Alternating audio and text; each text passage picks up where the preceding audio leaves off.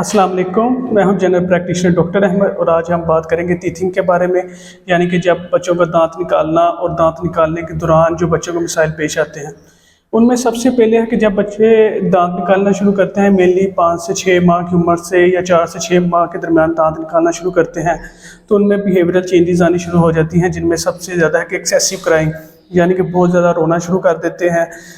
सही तरीके से फीडिंग नहीं कर रहे होते, ड्यूरिंग फीडिंग बाइट कर लेते हैं, यानी एक चक्की काट लेते हैं या निपल वगैरह को काट लेते हैं, फीडर वगैरह का जो निपल होता है उसको काट लेते हैं और बहुत ज़्यादा बिहेवियर उनका अल्टर्ड हुआ होता है।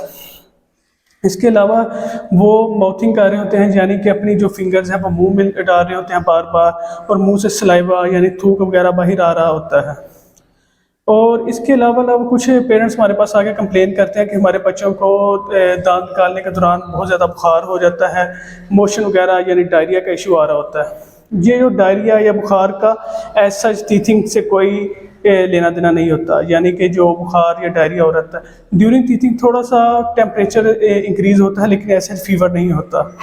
और जो ये डायरिया वगैरह का कंप्लेन है, ये हो सकता है कि बाद का जब बच्चे अपनी फिंगर्स मुंह में डाल रहे होते हैं वो पोल्यूटेड हो, यानी उसमें कुछ ऐसे जरासीम हो जो अंदर जाके बाद में मोशन वगैरह या डायरिया का सबब बनते हो। ये इसकी वजूहत हो सकती हैं, लेकिन ऐसे टीथिंग की वजह से उनको ये मसला नहीं हो रहा होता। फिर अगर जब बच्चे दांत निकालना शुरू करते हैं, फिर उनको हम कैसे रिलैक्स करें, यानी कि वो जो दौरान दांत उनको कैसे हम स्टेबल रख सकते हैं बच्चे, उसके लिए कुछ रेमेडीज़ यूज़ होती हैं। यानी कि आप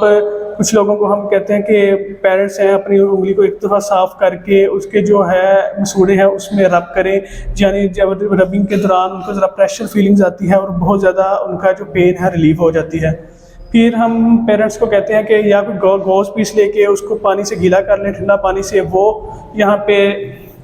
ऐसे ही फेरें, इससे भी बच्चों को बहुत ज़्यादा बेहतरी आती है। फिर आजकल टीथिंग स्टिक्स यूज़ होती हैं या सिलिकॉन टीथर्स यूज़ होते हैं। ये है कि बच्चे जब उसको दबाते हैं या उसको अपने मसूड़े उस पर दबाते हैं तो प्रेशर फीलिंग आती है, जिसकी वजह से बच्चों को बहुत ज़्यादा बेहतर महसूस होता है। कुछ बच्चों को लगता है कि ना टीथिंग के दौरान थोड़ा सा जब टेम्परेचर वगैरह इंक्रीज़ होता है, फिर हम कहते हैं कि उनको उस दौरान यानी उन दिनों में पैनाडोल या ब्रूफन का सिरप इस्तेमाल किया जा सकता है, ताकि वो जो उनको साइन एंड सिम्टम्स है या टेम्परेचर इंक्रीज़ है उससे ज़्यादा वो रिलीव रहें और ऐसा रिलैक्स रहें। इसके लिए फिर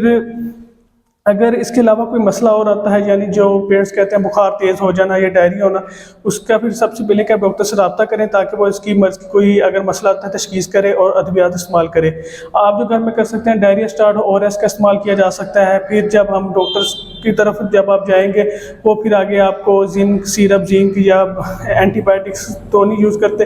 मेनली वो प्रोबायोटिक्स का इस्तेमाल करते हैं अगर एंटीबायोटिक्स की ज़रूरत पड़े, ताकि वो आपकी जैसे तशख़ीस करके आपका इलाज प्रॉपर कर सके। शुक्रिया।